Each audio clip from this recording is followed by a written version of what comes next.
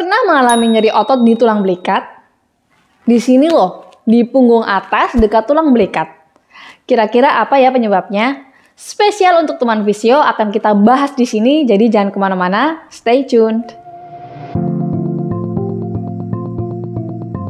Assalamualaikum warahmatullahi wabarakatuh. Halo teman fisio, kembali lagi dengan saya Lelia Hamidah, teman fisio Anda. Nyeri otot di sekitar tulang belikat biasanya disebabkan karena otot tegang, atau bahkan bisa karena kerusakan pada otot tersebut. Letaknya biasanya ada di antara tulang belikat. Nah, dikatakan nyeri otot karena biasanya sifat nyerinya itu tumpul, kemudian ada rasa pegal dan seperti tertekan ya di area tersebut. Walaupun kebanyakan dari kasus ini bukanlah masalah kesehatan yang terlalu serius, namun teman fisio perlu tahu penyebab dari nyeri otot di tulang belikat. Penyebab yang paling umum adalah postur yang buruk, terutama saat Anda duduk ya, sambil membungkuk, kemudian menunduk ya, atau duduk di satu sisi. Saat bekerja di belakang meja atau saat melihat ponsel Anda. Itu contoh-contoh aktivitas yang dapat melemahkan otot dan memberi tekanan pada cakram di tulang belakang, otot, dan ligamen. Nah, ketidakseimbangan yang dilakukan secara rutin ini dapat menyebabkan nyeri punggung bagian atas jika dilakukan terus-menerus ya. Dan dilakukan dalam jangka waktu yang lama tentunya akan menyebabkan tulang belakang Anda mengalami perubahan struktural yang pada akhirnya menyebabkan nyeri di bawah tulang belikat. Contoh aktivitas lainnya seperti apa? Kayak teknik mengangkat yang tidak benar ya, mengangkat beban di atas kepala tanpa teknik yang tepat dapat membuat punggung bagian atas dan bahu Anda rentan terhadap cedera. Apalagi jika teman fisio mengangkat benda yang terlalu berat. Atau jika benda tersebut dijauhkan dari tubuh dengan posisi tulang belakang yang tidak sejajar, misalnya seperti ini ya.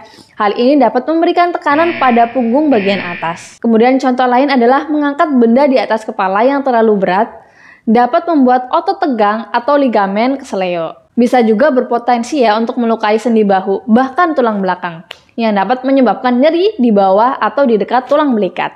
Kemudian penggunaan berlebihan, contohnya seperti apa ya? Misalnya mengecat langit-langit, atau misalnya membantu teman kos memindahkan furniture, adalah contoh aktivitas yang dapat membuat punggung bagian atas dan bahu Anda melakukan lebih banyak pekerjaan daripada biasanya. Nah, penggunaan yang berlebih dapat menyebabkan ketegangan otot, ya, dan gangguan pada ligamen. Kemudian akhirnya menyebabkan nyeri di punggung atas seperti di antara tulang belikat dan tulang belakang. Nah, teman fisio, kira-kira mana nih yang menjadi penyebab nyeri otot di punggung atas? Nanti teman fisio bisa cek contoh latihannya di sini ya.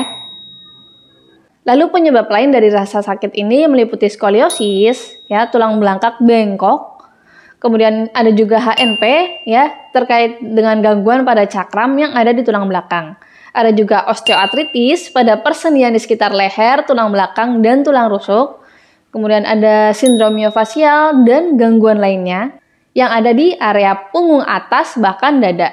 Juga bisa berpengaruh pada nyeri di tulang belikat. Nah, nyeri di tulang belikat ini menjadi masalah kesehatan yang serius ya ketika nyerinya tidak kunjung membaik lalu disertai dengan gejala lain seperti adanya nyeri dada, kemudian keluar keringat secara ekstrim. Kemudian ada gejala batuk berdahak, sesak napas, dan denyut jantung tidak teratur ya. Kemudian jika ada pusing, demam, kegagalan penglihatan dan kesadaran, tiba-tiba bermasalah dalam berbicara, kemudian kelumpuhan di salah satu sisi Anda, dan penurunan berat badan secara drastis, mungkin masalahnya bukan cuma di otot, tapi bisa saja terkait sistem pernapasan, jantung, peredaran darah, dan lain-lain. Sebaiknya teman fisio segera hubungi dokter atau tenaga medis profesional untuk berkonsultasi ya, kemudian mendapat pemeriksaan lanjutan agar ya dapat dipastikan apa penyebabnya dan teman fisio bisa mendapatkan penanganan yang tepat. Sekian teman fisio informasi yang bisa kita sampaikan, semoga bermanfaat. Sampai ketemu di kesempatan selanjutnya. Wassalamualaikum warahmatullahi wabarakatuh.